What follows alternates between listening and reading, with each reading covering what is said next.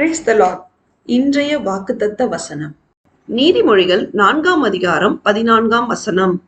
துன்மார்க்கருடைய பாதையில் பிரவேசியாதே, தீயருடைய வழியில் நடவாதே. கிறிஸ்துவுக்குள் அன்பானவர்களே, தீய எண்ணமும் ஒழுங்கினமும் உள்ளவர்கள் துன்மார்க்கராய் இருக்கிறார்கள். அப்படிப்பட்டவர்கள் எல்லாவற்றையும் இழந்து போய் தேவனுடைய ராஜ்யத்தை சுதந்திரித்துக் கொள்ளும் பாக்கியத்தை இழந்து போவார்கள்.